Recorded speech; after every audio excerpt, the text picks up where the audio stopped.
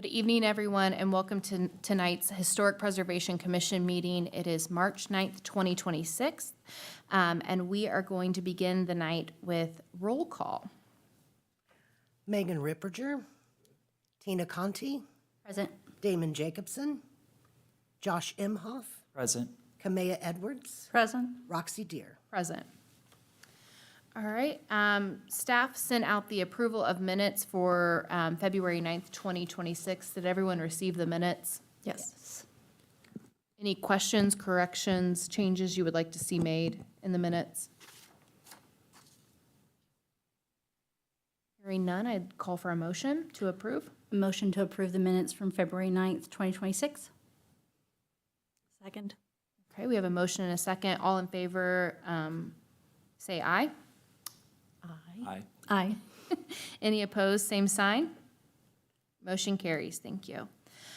We do have a COA request tonight, the petition of Alan Barry Kramer and Jeffrey L. Bessler, owners and agents, requesting a certificate of appropriateness to add a one-story addition to the rear west of a home, a two-story addition toward the north to enlarge the existing kitchen, third bedroom, adding a walk-in closet and possible solar panels on the rear roof of the historic Linden Hill Conservation District at 24 South 21st Street, Richmond, Indiana, in the Urban Residential Zoning District. Commissioners have the packet in front of them. We will start with any questions that you would like to have answered, and then we will go to public commentary. Okay. Can we have the petitioner please join us at the microphone? All right. And will you Good evening, I'm Barry Kramer. My spouse is Jeff Bessler. Thank you. All right. Commissioners, if you have questions, if not, Barry, I'll allow you a few minutes to kind of explain the project and why you want to do this. Okay.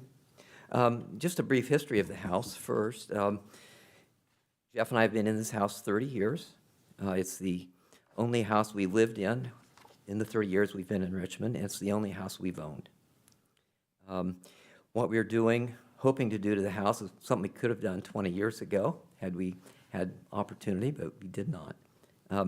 We think the longest person living in the house over its history, aside from us, also lived in the house about 30 years. And that was Verlis Monroe, who was an officer with Second National Bank, a board member of Richmond Schools and of Reed Hospital, and an active member in numerous civic organizations. So just a little bit of interest there. We have always appreciated the features of this house. We began as tenants, and from the first time we peeked through the windows, I liked the house, and I think Jeff did too. We have tried to preserve it and enhance it whenever we could. We've restored the original wood floors. We've done refinishing of doors and other work within the house, other trim. We have invested our own sweat equity in the house, painting, removing old carpet, putting insulation in the attic and some of the walls, improving the landscape to a point of being approached about being a secret garden for the annual art museum event. We've also lived with the deficiencies in this house, primary of which is the kitchen. It is oddly shaped, it is too small, but we have managed. You know, we both enjoy cooking. A nicer kitchen would be nice.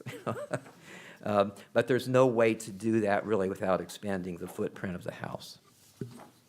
That footprint, by the way, would be about less than 20% more than its footprint now.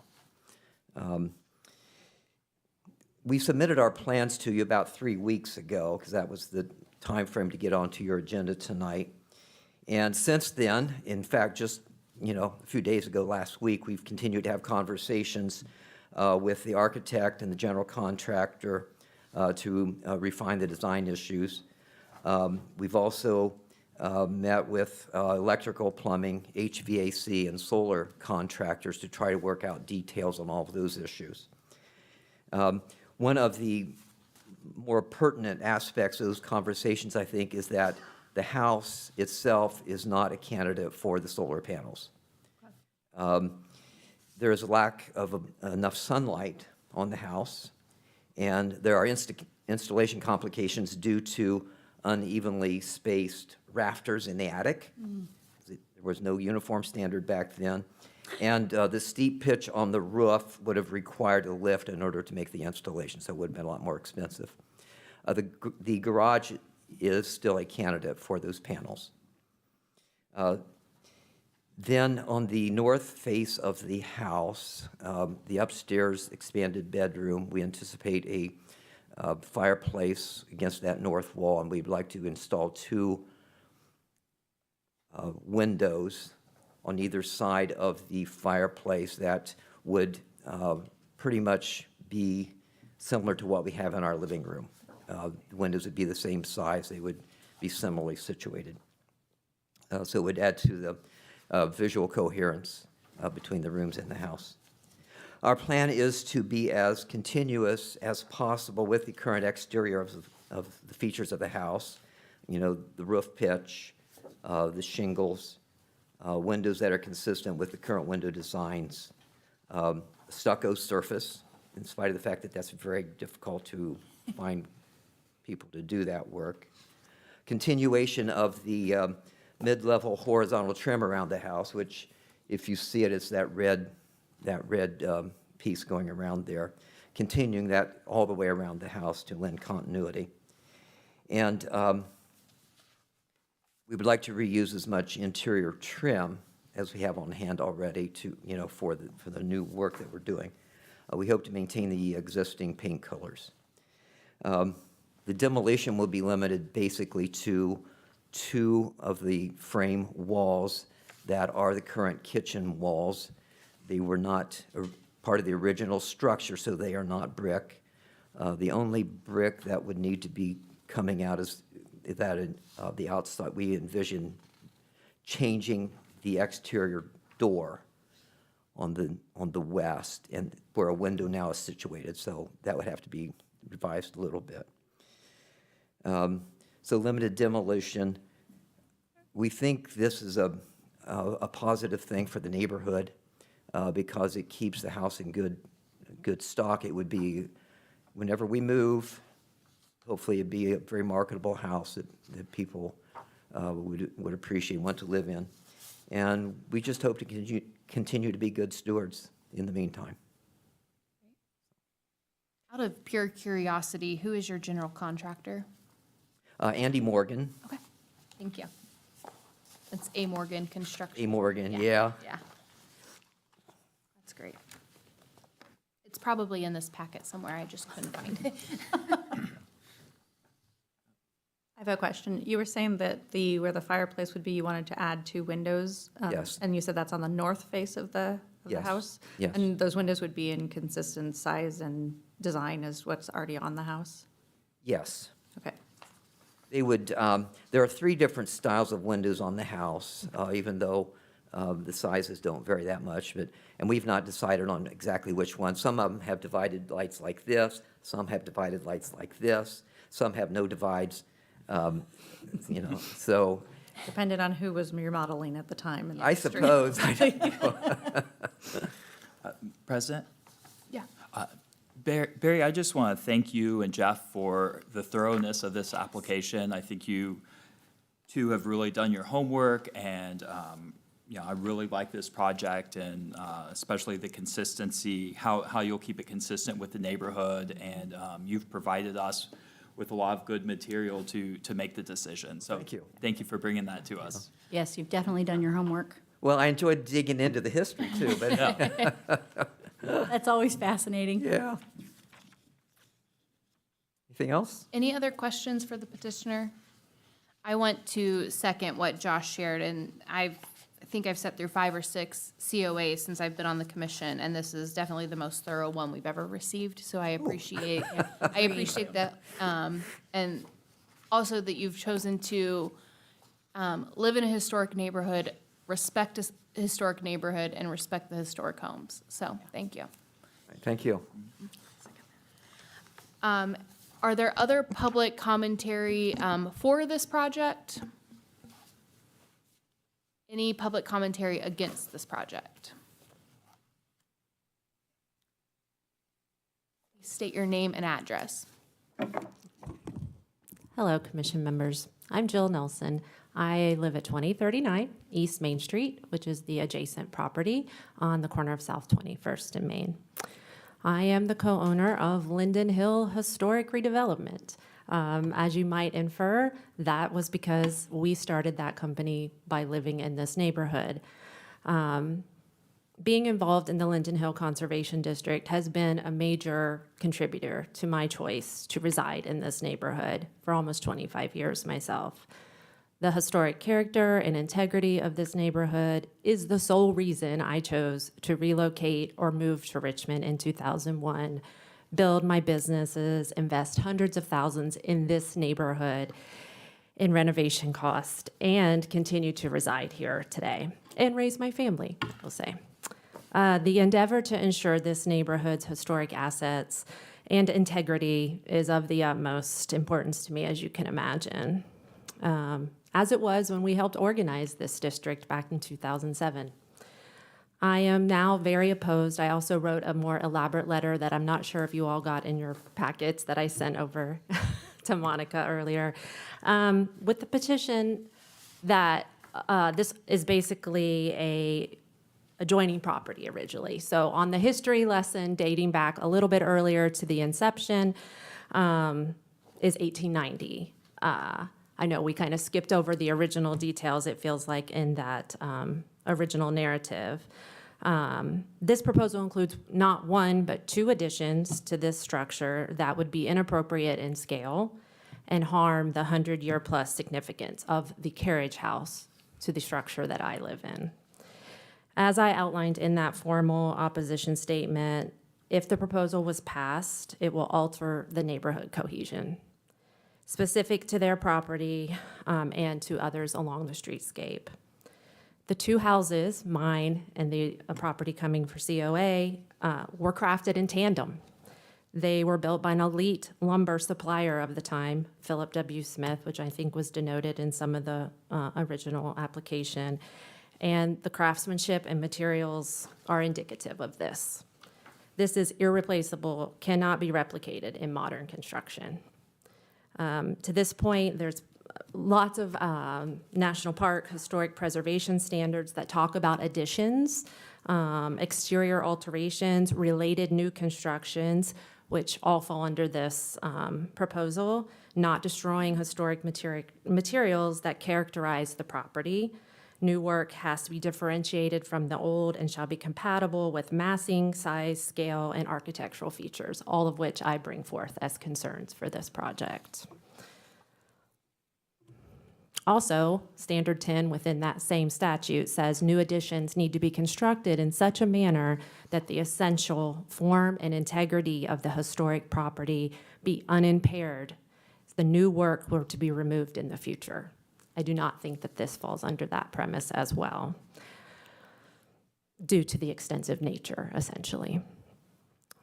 We've all heard the greenest building is the one that is already built. I also have concerns about significant waste, which will incur inevitably during any type of project of this stature. I understand that the solar panels have become less of an issue, but I did not agree with the solar panel aspect as well, so which is kind of tertiary at this point. Finally, the petitioners, Mr. Kramer and Mr. Bessler, had actively agreed to inclusion in the Linden Hill Conservation District since its inception over 20 years ago. It now seems to be an inconvenience due to their own agenda and wants based on this proposal. We view this, myself and my business partner, as a violation of the common good agreement and overall intent of said conservation district. Once upon a time, they chose to actively be included in this district. We did not originally have them drawn on the map. They came to us and asked to be included in this district. The records would show that if you would like to go back to 2007. It appears their regard has since changed. Therein lies the very underscore of the importance of a conservation district and its charge. This could set a precedent in our neighborhood, which could have negative impacts for years to come. It is my sincere hope and plea that the commission examines this charge set before them and continues to uphold the parameters set forth with the establishment of the conservation district, and therein pursues guidelines moving forward so that when we have these types of COA requests, we have specific neighborhood design guidelines in place, which would make everyone's work here easier. Thank you.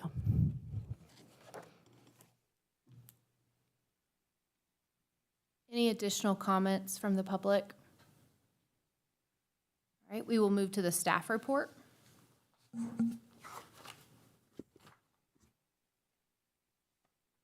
The petition of Alan Barry Kramer and Jeffrey L. Bessler, owner and agent, 24 South 21st Street, Richmond, Indiana, 47374. The applicant is requesting approval for the construction of 2 additions to the primary structure and the installation of solar panels on the west side of the garage.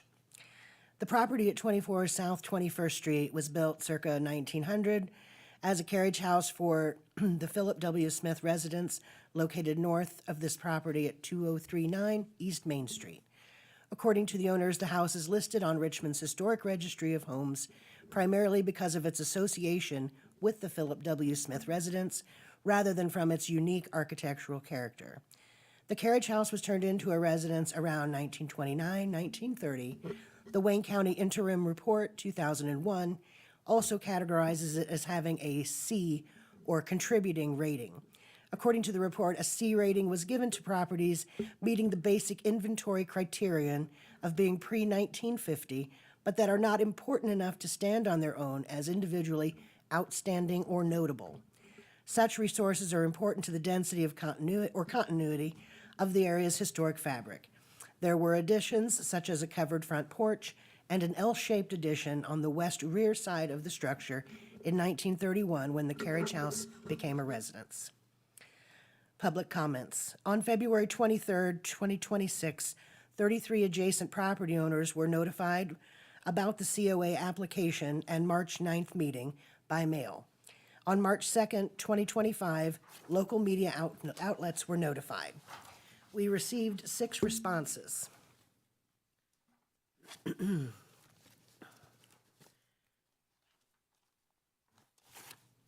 had 5 in favor. William Engel, 2115 East Main Street, in favor. Steve and Linda Smee, 19 South 21st Street. Jeff and Barry are great neighbors. Everything they have done to their property has only enhanced the neighborhood. Regina and Ryan Kimmel, we are in favor of the addition that is wanting to be done at 24 South 21st Street. Barry and Jeff have been meticulous in maintaining their property. We are confident that the addition will be done in a way that is consistent with the character of the historic home. Robin Henry, in favor, 25 South 21st Street. Appreciate the investment in our neighborhood. Jeff and Sharon Pinson, I in favor. 29 South 21st Street. We feel the additions to this property are most likely to improve function to the home for the property owners. They have demonstrated being good stewards of the property and feel that they will make appropriate decisions in the aesthetic of the neighborhood. We had 2 opposed. Jeffrey B. Cook, 40 South 21st Street, opposed. Jill and Christopher Nelson, 2039 East Main Street, opposed.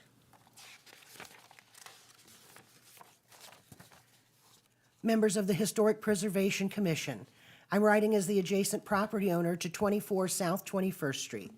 As a point of reference, we are the owners of 2039 East Main Street, which borders the property to the north. Our property is the original main house corresponding to the aforementioned property. The structure at 24 South 21st Street was built as the carriage house to the house we inhabit and own. Since being built in 1890, these structures have seen many iterations and improvements. Since the Linden Hill Conservation District's establishment in 2006, our neighborhood has stabilized significantly.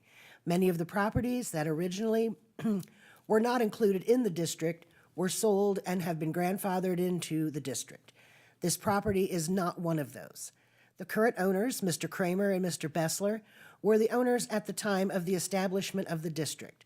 They signed and agreed to the terms put forth to the proposal to preserve the character of said district. They are now petitioning to do the opposite. However, the most current proposal, as described, is an exaggerated and overtly egregious use of the structure. We would also like to note that an architectural rendering of the proposed addition would have been helpful to include in the mailing to fully encompass the scale of the project. Per the city's website, a conservation district conserves the distinctive character, heritage, and history of the community for years to come. These attributes of distinctive character, heritage, and history would be in direct conflict with the proposed addition and severe alterations proposed. To this point, I am opposed to the certificate of appropriateness due to the following criterion: erosion of neighborhood cohesion and charm. Conservation districts are established because a group of homes share a unique, harmonious character, be it Victorian, craftsman, or colonial revival. A significant change, such as a modern, oversized addition or a facade that ignores the local architectural vernacular, acts as an inappropriate alteration that destroys this uniformity. These changes break the visual continuity of the streetscape, transforming a curated historic neighborhood into a disjointed, haphazard collection of buildings. Loss of irreplaceable craftsmanship. Older homes often feature high-quality materials and craftsmanship, such as original hardwood floors, masonry, or unique detailing, that are rarely replicated in modern construction. Significant renovations often involve tearing out these elements, resulting in a loss of historical authenticity that cannot be reversed. Preserving these features is a form of sustainable stewardship, honoring the durability of original materials over the cookie-cutter replacements often used in modern renovations. Environmental incompatibility, the greenest building. Significant destructive remodeling runs counter to the principles of sustainability. The greenest building is the one that's already built. Substantial alterations, especially those requiring demolition, generate significant landfill waste and consume new resources, whereas preserving and carefully maintaining a home utilizes existing embodied energy. A major change often discards structurally sound, energy-efficient, or adaptable designs in favor of new, less durable materials. Violation of the common good agreement. Purchasing a home in a conservation district often comes with the understanding and legal obligation that alterations must adhere to specific design guidelines. These rules exist to give legal weight to the collective desire to protect the area's character. Allowing significant non-conforming changes violates this implicit social contract with neighbors, favoring individual preference over the community's shared vision of protecting architectural heritage. Our district does not have design guidelines in place to pursue a designation of the historic district with the local municipality. I encourage this commission to deny this request and begin to undertake the process of pursuing design guidelines which will aid in any future petitions to significantly alter our conservation district and its properties therein. Thank you for your time and consideration, Jill and Christopher Nelson. Madam President, may I speak? Yes.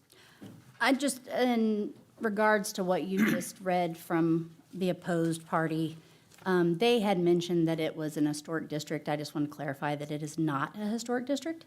It is a conservation district, which is very different from a historic district. In order to become a historic district, that I would encourage the next step, which would be design guidelines. I'm aware. We have not reached that threshold. Yes. Just want to make sure it was clear so that way whoever was watching, listening later. The staff recommends approving the request to allow the two additions to the primary structure, one partially viewable from the right-of-way, and the installation of the solar panels situated on what was the west side of the primary structure's roof and the west-south side of the garage's roof, not within sight of the right-of-way, in Richmond's Linden Hill Conservation District. In accordance with Richmond's Historic Preservation Commission's Rules of Procedure, Article 11, Preservation Criteria, Section 3, criteria for considering visual compatibility within conservation historic districts, the Commission shall examine the following criteria when reviewing a COA application for new construction. Height. The height of the additions will be visually compatible with the adjacent structure. Proportion of building's front facade. The additions will not affect the front facade as they are located at the rear of the structure. Proportion of openings within building. According to the proposed plans, the new windows will match the size of existing windows as best they can. Relationship of solids to voids in front facades. Excuse me. The additions will not affect the solids to voids in relation to the front facade, as again, they are located in the rear of the structure. Rhythm of spacing, buildings on streets. The proposed additions will be joined to the primary structure and not separate. Relationship of materials and texture. The additions will continue the exterior stucco walls that are present, as well as the horizontal architectural molding between the first and second floors, and the paint color will remain the same. Roof shapes. The roof shape will be altered with the addition of the two new sections, but the newer portions will mimic the angle and style of the original building. The entire roof is also being reshingled to match as close as possible the style of an earlier slate roof. Petitioner would also like to add solar panels to the west rear side of the home, which we now are not, and of course the south and west sides of the garage. The solar panels will not be seen visually from the right-of-way. Wall of continuity. The additions will be located again at the rear of the structure. The scale of the building. Petitioners have worked with the contractor to blend the additions in to provide continuity as best they can. Directional expression of the front elevation. Directional expression will not be affected. Written commitments, none.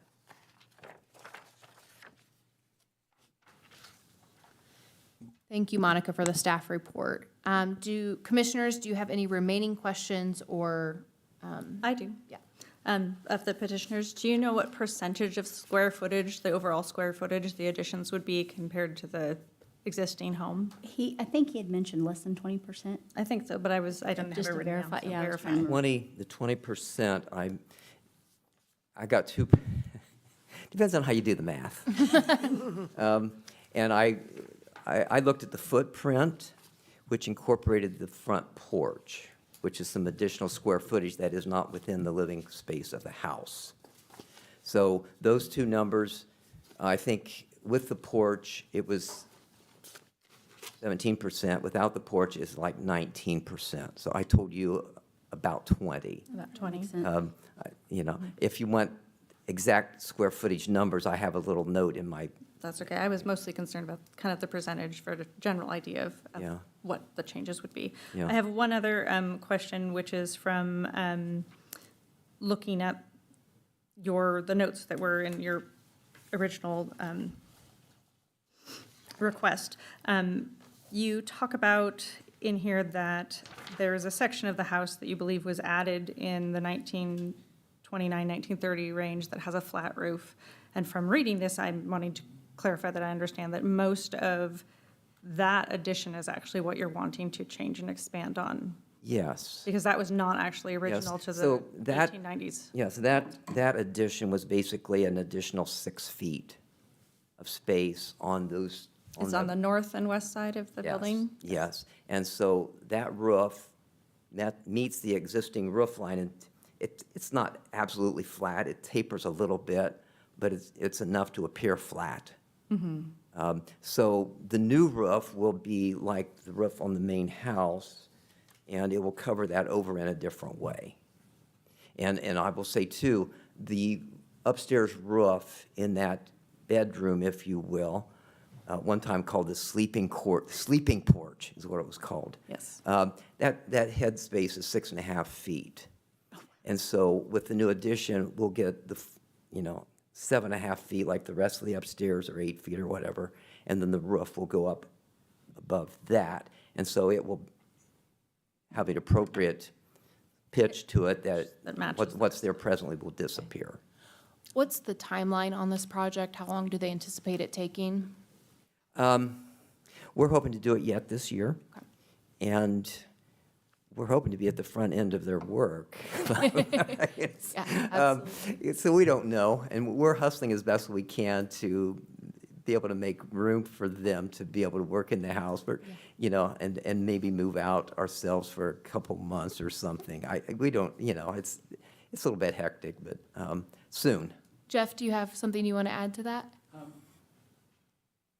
Yes, thank you, Jeff Bessler, the other owner. Just to let you know, we have talked with the contractor and the architect. We are making absolutely every effort to preserve the inside of the house.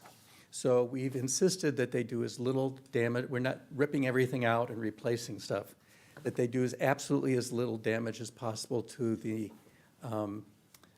plaster, which is one of the gifts of this house. We had one worker come in, he said, this is incredible plaster work. We've refinished all the old mahogany stained woodwork and stuff like that. We're trying to do it absolutely as minimal. We've insisted that they reuse, when they take out the old stuff, that they save the window frames, and put them back in and reuse them, all that kind of stuff. So we're trying to do absolutely everything we can to utilize and to preserve the house as much as physically and code-wise possible. Absolutely, thank you. Thank you. Thank you. If you could freeze on that picture, that's the area that has the flat-ish roof. On the left-hand side? Yeah, that's on the left-hand side. Okay. I'm looking, I think you're facing east from the west side, roughly looking at that picture, if I'm Yeah. correct. Northeast. okay. I'm all turned around. Well, if that's the flats. Go ahead. Could I just emphasize one thing? It is true our house was originally the carriage house, but it was turned into a house after the Philip W. Smith people had left. We know that historically. And the house now has almost 100 years of its own integrity. And so we're trying to preserve the house as its own, we bought it, and not trying to turn it back to the 1890s or whatever. Thank you. Thank you. All right, any other questions from commissioners?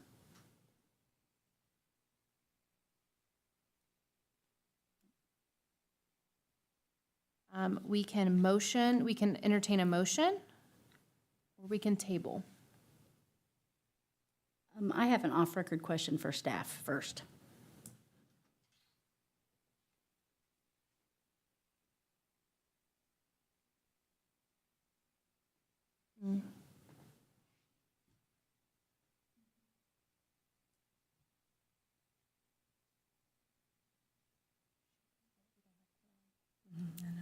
We are confirming if Tina needs to vote or not, based on, because she lives inside the Linden Hill.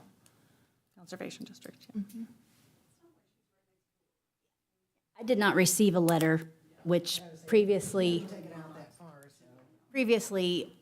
for other properties, we have received a letter where I've had to recuse myself from discussion, but we did not receive one for this property. Yeah, because we're several blocks away, and we're on the main street, not on a side street. So, okay, just wanted to clarify. you can Thank you. Okay. Great question, thank you.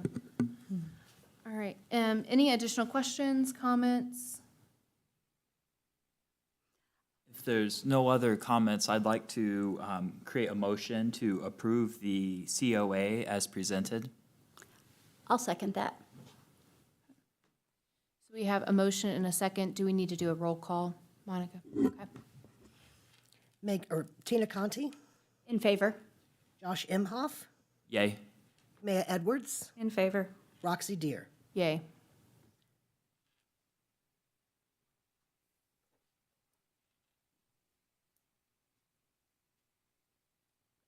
Okay, so motion, all in favor, motion carries. Anything else we need to do on that? on our end? Okay. All right, motion carries.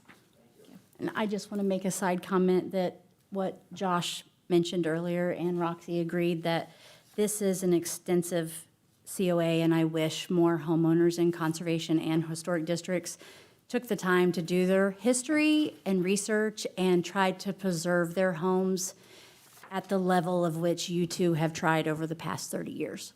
So I appreciate you. And I do want to add to Jill's comment that we do need design standards, and until we can put those into place, we don't have anything to uphold. So design standards are a priority for this year's HPC. Agreed. Good. Can I add one thing? Absolutely. Given the city's financial straits and staffing issues and stuff, we were surprised that this particular action did not carry a filing fee of any kind with it. Add that to our priority. Yeah, so we're thinking, any little bit helps, it wouldn't have bankrupted us. Yeah. But you might consider that. Yeah. Thank you. Thank you. Appreciated. I think back at some past cases, and there was no charge on this as well. Yeah.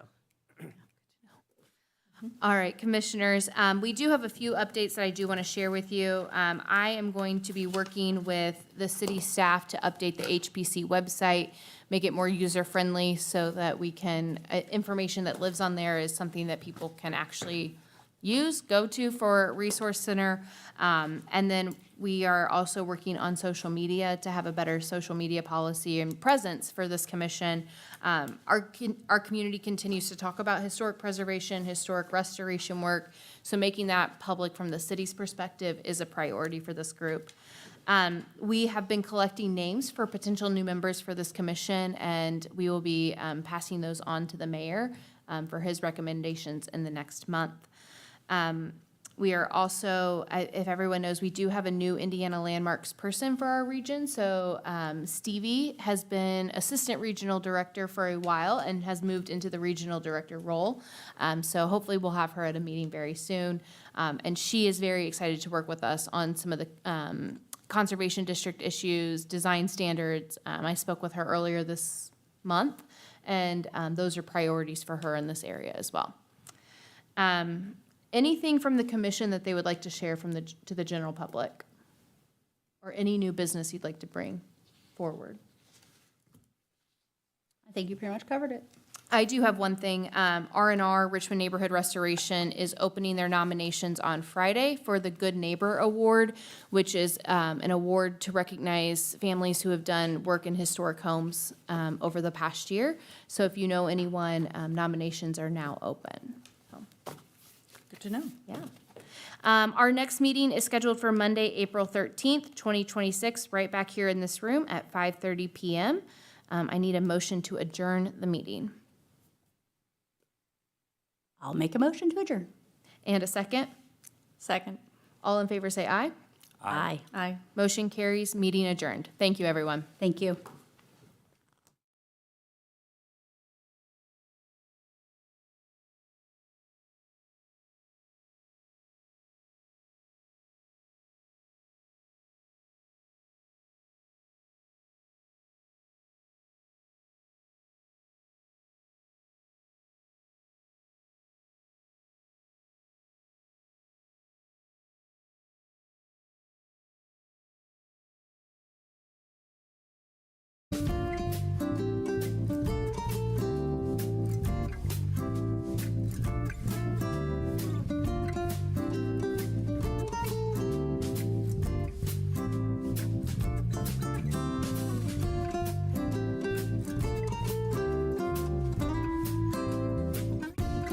You're watching WGTV Channel 11, part of the Whitewater Community Television family of stations.